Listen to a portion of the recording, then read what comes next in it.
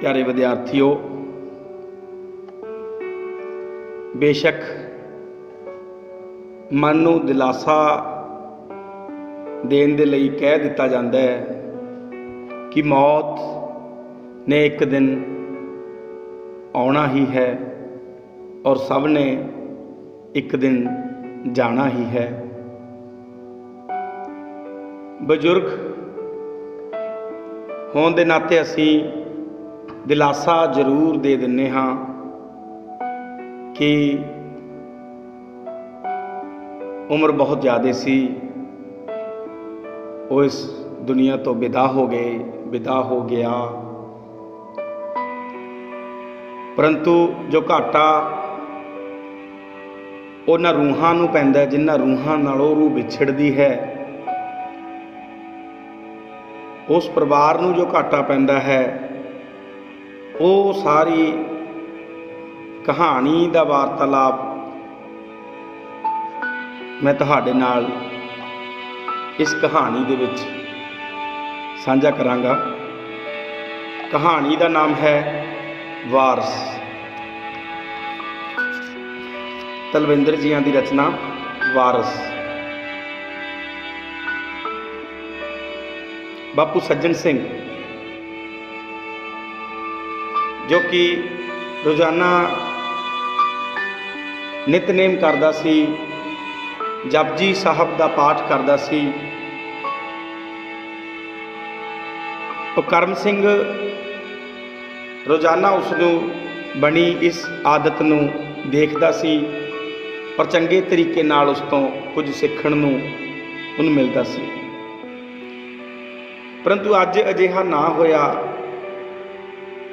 बापू सज्जन सिंह चुपचाप उठ के बैठ गया ते चिंताग्रस्त ते उदास रहन लगा। वो नित वांग ड्राइंग रूम की कंध उत्ते लगी श्री गुरु नानक देव जी की तस्वीर वाल वेख के सिर भी ना निवाया, सगों किन्ना चिर पखे की हवा नाल डोलदे दरवाजे के परदे नूं देखदा रहा। राती उसनूं किन्नी वारी खंघ छिड़ी ते वो डोलदा होया बाहर थुकण भी गया सी, तो बिरतांतकार ने बाल्टे विच रेत पा के उसके मंजे लागे रख दिती ते आप थकेवें कारण सो गया। सवेरे जदों बिरतांतकार एक हत्थ विच पानी का गिलास ते दूजे विच चाह का कप फड़ के उसके कोल गया, तो बापू सज्जन सिंह ने उसनूं इशारे नाल कोल बैठण लई कहा। वो स्टूल नेड़े करके कोल बैठ गया तो बापू ने उसनूं कहा कि अज उसनूं लगदा है कि उसनूं सद्दा आ गया, भाव उसकी मौत नेड़े आ। अज वो सारी रात बेचैन रहा। सवेरे मुनेरे अख लगी तो पिंड वाले घर सोफे की दहलीज उत्ते खड़ी उसकी बेबे उसनूं कह रही सी कि वो देखदा नहीं कि घर का की हाल हो गया। जे उसने इत्थे बसना ही नहीं तो वह उस कोल ही आ जावे। वो किन्ना चिर इकल्ली बैठी रही। बिरतांतकार ने उसकी गल नूं भावें गंभीरता नाल ना लिया, उसनूं दातन कुरला करके चाह पीण दे लई कहा, पर वह धुर अंदरों हिल गया।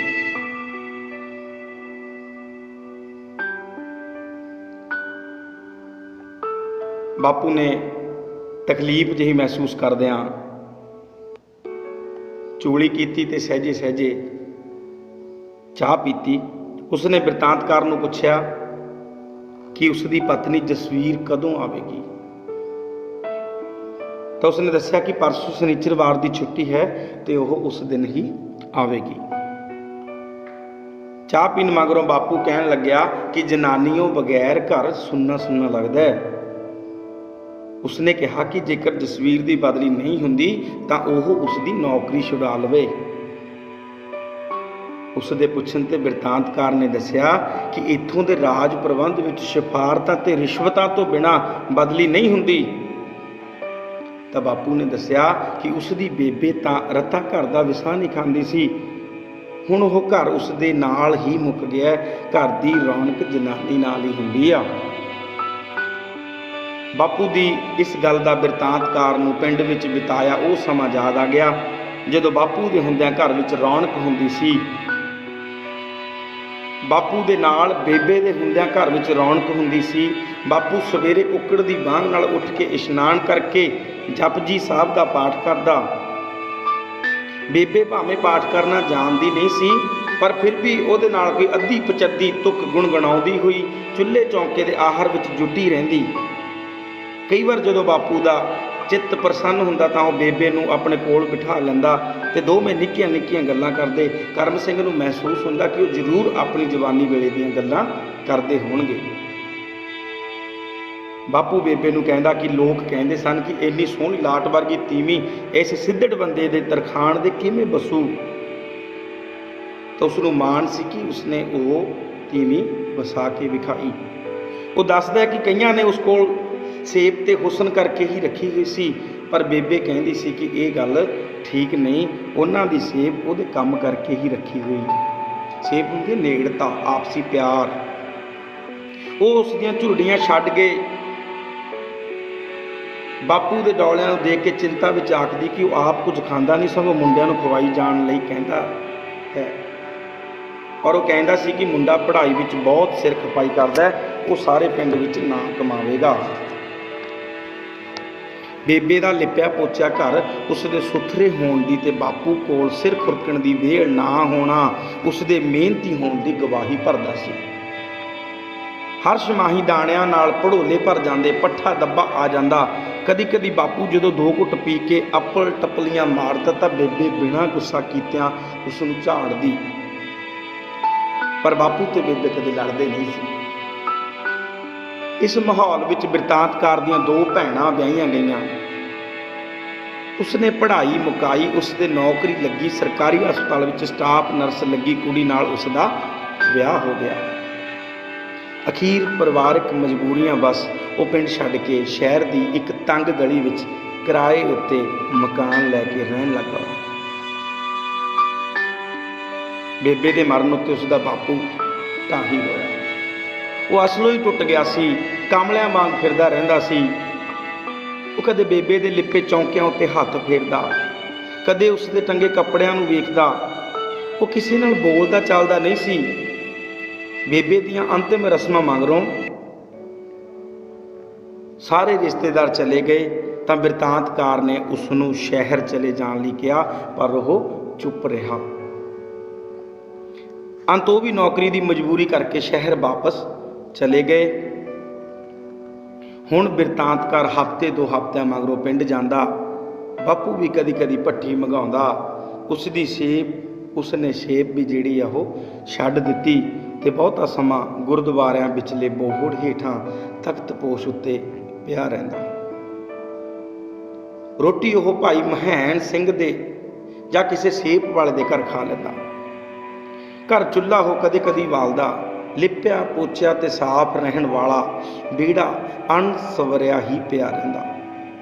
ਜੇਕਰ ਬਿਰਤਾਂਤਕਾਰ ਆਪਣੀ ਪਤਨੀ ਨੂੰ ਕਦੀ ਕਦਾਈ ਜਾ ਕੇ ਘਰ ਸਵਰ ਆਉਣ ਲਈ ਕਹਿੰਦਾ ਤਾਂ ਉਹ ਕੰਨ ਨਾ ਧਰਦੀ। ਉਹ ਪਿੰਡ ਜਾਣ ਤੋਂ ਕਤਰਾਉਂਦੀ, ਉਲਟਾ ਉਸ ਨੂੰ ਪਿੰਡ ਵਿੱਚ ਫਿਰਨੀ ਤੇ ਪਈ 2 ਕਨਾਲਾ ਜ਼ਮੀਨ ਵੇਚ ਕੇ ਸ਼ਹਿਰੋਂ ਬਾਹਰ ਕਿਸੇ ਕਲੋਨੀ ਵਿੱਚ ਪਲਾਟ ਲੈਣ ਲਈ ਕਹਿੰਦੀ।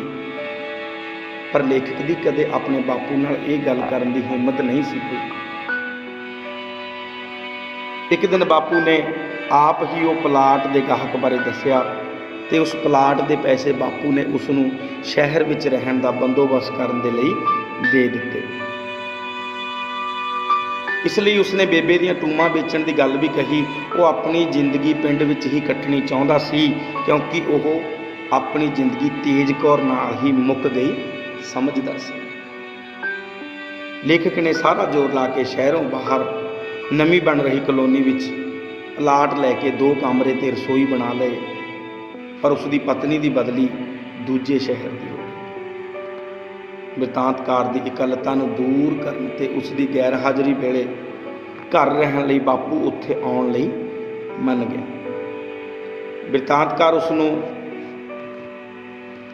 ਬਿਰਤਾਂਤਕਾਰ ਨੂੰ ਇਸ ਗੱਲ ਦਾ ਅਫਸੋਸ ਸੀ ਕਿ ਉਸ ਦੀ ਪਤਨੀ ਨੇ ਬਾਪੂ ਨੂੰ ਕਦੇ ਵੀ ਲੋੜੀ ਦਾ ਮਾਣ ਸਤਿਕਾਰ ਨਹੀਂ ਸੀ ਦਿੱਤਾ।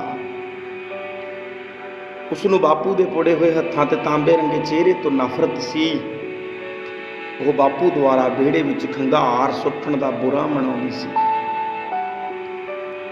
ਬਿਰਤਾਂਤਕਾਰ ਉਸ ਨੂੰ ਅਜਿਹਾ ਕਰਨ ਤੋਂ ਰੋਕਦਾ ਰਹਿੰਦਾ, ਪਰ ਉਹ ਪਰਵਾਹ ਨਾ ਕਰਦੀ।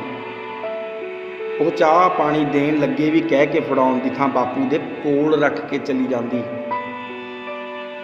ਪਰ ਬਾਪੂ ਜਦੋਂ ਉਸ ਨੂੰ ਆਵਾਜ਼ਾਂ ਮਾਰਦਾ ਤਾਂ ਜਸਵੀਰ ਪੁੱਤ ਆ ਕੇ ਕਹਿੰਦਾ, ਕਰਮ ਸਿਆਂ ਪੁੱਤ ਇਸ ਨੂੰ ਵੀ ਚੈਨ ਦੀ ਰੋਟੀ ਖਾ ਲੈਣ ਦੇ। ਉਹ ਕਿਉਂ ਇਸ ਨੂੰ ਨੌਕਰੀ ਤੇ ਭਜਾਈ ਫਿਰਦਾ ਹੈ? ਕੀ ਉਸ ਦੀ ਇਕੱਲੇ ਦੀ ਕਮਾਈ ਨਾਲ ਘਰ ਨਹੀਂ ਤੁਰਦਾ? ਉਸਨੇ ਉਸ ਦੀ ਬੇਬੇ ਨੇ ਕੋਈ ਮਾੜੀ ਜ਼ਿੰਦਗੀ ਨਹੀਂ ਗੁਜ਼ਾਰੀ। ਉਹਨਾਂ ਨੇ ਉਹਨਾਂ ਨੂੰ ਇਹਨਾਂ ਦਿਨਾਂ 'ਚ ਹੀ ਪਾਲਿਆ ਸੀ, ਪੜ੍ਹਾਇਆ ਸੀ ਤੇ ਵਿਆਹਿਆ ਸੀ। ਹੁਣ ਬਾਪੂ ਨਹੀਂ ਸੀ ਰਿਹਾ। ਘੜੀਆਂ ਪਲਾਂ ਦੀ ਖੇਡ ਖਤਮ ਹੋ ਗਈ। ਮਰਨ ਲੱਗਾ ਵੀ ਪਾਣੀ ਮੰਗੇ ਬਗੈਰ ਹੀ ਚਲਾ ਗਿਆ।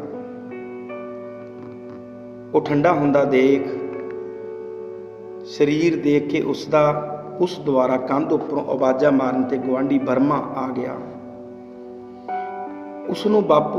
ਉਹਨਾਂ ਨੇ ਬਾਪੂ ਨੂੰ ਹਸਪਤਾਲ ਲਿਜਾਣ ਦੀ ਜ਼ਰੂਰਤ ਨਾ ਪਈ। ਉਹ ਮਿੱਟੀ ਹੋ ਗਿਆ।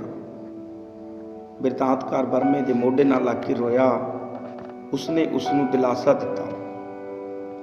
ਨਾਲ ਦੇ ਦੋਹਾਂ ਘਰਾਂ ਦੇ ਆਦਮੀ ਵੀ ਆ ਗਏ ਤੇ ਬਿਰਤਾਂਤਕਾਰ ਨੇ ਬਰਮੇ ਨੂੰ ਨੇੜਲੇ ਸੰਬੰਧੀਆਂ ਦੇ ਐਡਰੈਸ ਦਿੱਤੇ ਤੇ ਪਤਨੀ ਜਸਵੀਰ ਨੇ ਹਸਪਤਾਲ ਦਾ ਨੰਬਰ।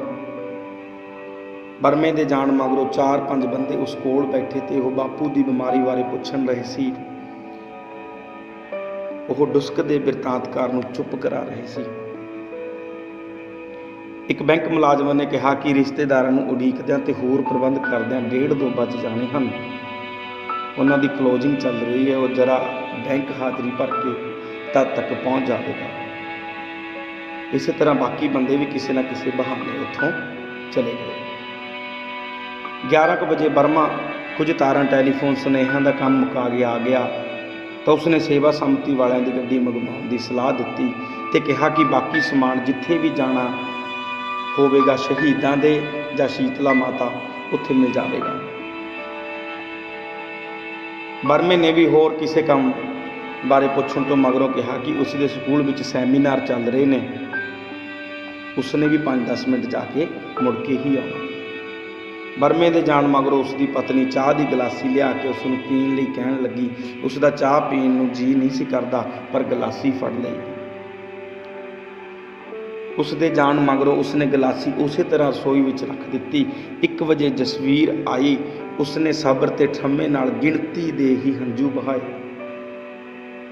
ਜਦ ਕਿ ਬਿਰਤਾਂਤਕਾਰ ਚਾਹੁੰਦਾ ਸੀ ਕਿ ਉਹ ਗੇਟ ਤੋਂ ਹੀ ਧਾਹਾਂ ਮਾਰਦੀ ਆਵੇ, ਆਂਢ ਗੁਆਂਢ ਦੀਆਂ ਔਰਤਾਂ ਇਕੱਠੀਆਂ ਕਰ ਲਵੇ, ਪਰ ਉਸਨੇ ਕੁਝ ਨਾ ਕੀਤਾ। ਬਸ ਸੰਖੇਪ ਜਿਹਾ ਪੁੱਛਿਆ ਕਿ ਜੇ ਰਾਤੀ ਢਿੱਲੇ ਸਨ ਤਾਂ ਫੋਨ ਕਿਉਂ ਨਾ ਕੀਤਾ, ਡਾਕਟਰ ਕਿਉਂ ਨਾ ਸੱਦਿਆ, ਕਿੰਨੇ ਵਜੇ ਡੈਥ ਹੋਈ, ਕਿਸ ਕਿਸ ਨੂੰ ਸੱਦਿਆ। ਇੰਨੇ ਨੂੰ ਬਿਰਤਾਂਤਕਾਰ ਦੇ 2 ਪੁਰਾਣੇ ਦੋਸਤ ਆ ਗਏ। ਉਹਨਾਂ ਨੇ ਲਾ ਕੇ ਬਿਰਤਾਂਤਕਾਰ ਦੇ ਦਿਲ ਦਾ ਭਾਲ ਹੌਲਾ ਕੀਤਾ ਤੇ ਉਸਨੇ ਉਹਨਾਂ ਨੂੰ ਕਿਹਾ ਕਿ ਉਹ ਬਾਪੂ ਦੀ ਦੇਹ ਦਾ ਪਿੰਡ ਲਿਜਾ ਕੇ ਹੀ ਸੰਸਕਾਰ ਕਰਨਾ ਚਾਹੁੰਦਾ ਹੈ। ਬਾਪੂ ਦੀ ਮਰਜ਼ੀ ਵੀ ਇਹੋ ਸੀ, ਭਾਵੇਂ ਉਹ ਕਹਿੰਦਾ ਨਹੀਂ ਸੀ। ਉਸ ਦੀ ਪਤਨੀ ਨੇ ਉਸ ਦੇ ਦੋਸਤ ਨੂੰ ਕਿਹਾ ਕਿ ਉਹ ਬਿਰਤਾਂਤਕਾਰ ਨੂੰ ਸਮਝਾਵੇ ਕਿ ਬਾਪੂ ਦੀ ਦੇਹ ਨੂੰ ਪਿੰਡ ਲਿਜਾਣ ਦਾ ਕੋਈ ਮਤਲਬ ਨਹੀਂ, ਜੋ ਹੋਣਾ ਸੀ ਉਹ ਹੋ ਗਿਆ। ਪਰੰਤੂ ਬਿਰਤਾਂਤਕਾਰ ਫੈਸਲਾ ਕਰ ਚੁੱਕਿਆ ਸੀ। ਉਸ ਦਾ ਦੋਸਤ ਗੱਡੀ ਲੈਣ ਚਲਾ ਗਿਆ। ਉਸਨੇ ਬਰਮੇ ਨੂੰ ਕਿਹਾ ਕਿ ਉਹ ਉਸ ਵੱਲੋਂ ਸੇਵਾ ਸੰਮਤੀ ਵਾਲਿਆਂ ਤੋਂ ਮਾਫੀ ਮੰਗ ਲਵੇ ਤੇ ਨਾਲ ਹੀ ਆਉਣ ਵਾਲੇ ਸੰਬੰਧੀਆਂ ਨੂੰ ਦੱਸ ਦੇਵੇ ਕਿ ਉਹ ਪਿੰਡ ਪਹੁੰਚਣ।